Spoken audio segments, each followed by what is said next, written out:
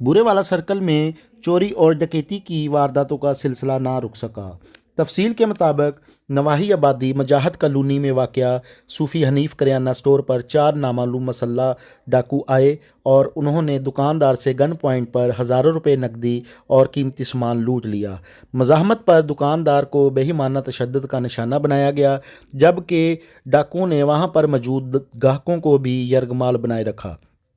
इलाका मकीनों ने वारदात का सुनकर शोर मचाया तो मसल्ला डाकुओं ने शदीद फायरिंग की, जिससे इलाका में खौफो हरास फैल गया। मकामी लोग मौजज़ाना तौर पर महफूज रहे। इतला मिलने पर पुलिस ने जाए वक़ूआ पर पहुंचकर कार्रवाई शुरू कर दी।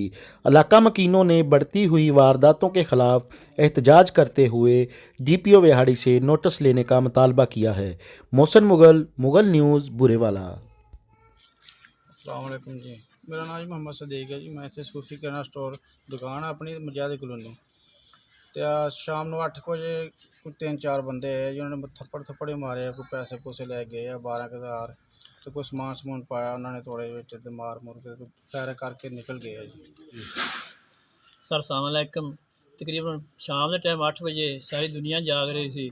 3 जने मोटरसाइकिल से 2 अंदर बड़े, उन्होंने पिस्टल से बाटरी मारी गरीब आदमी नूं ते 14,000 रुपया तो बाकी समान सुनी उन्होंने लिया तो सामने दर्जी सी उन्होंने मैंने पिस्टल किया ने। फिर इतों गए तो अगे उमर तो सारे खड़े थे डॉक्टर नदीम वगैरह, वो तो सीधे फैर मारे वो मसा बचे ने। अगे मैं गेट चो निकलिया तो मैंने कहा पिछे हट जाओ, सीधे फैर 3-4 उत्थे कीते मेरे बूहे अगे तो अगे राव सलाम के घर तक जाके मैगजीन खाली हुई ने।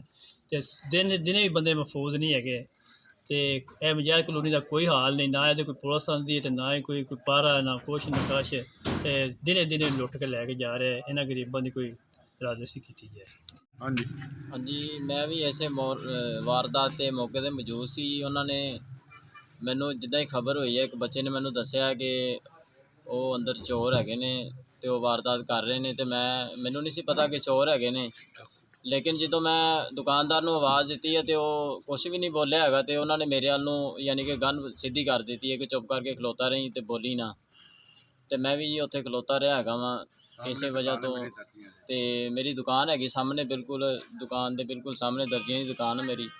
तो वो बस एवें वारदात चल रही जी। कुछ मेहरबानी करो जी, इस इलाके के आम बंदा गरीब रोज़ी भी नहीं कमा सकता इस डर की वजह तो, क्योंकि उन्होंने तो कुछ नहीं जाना, लेकिन साडे रोज़ी का मसला है वा।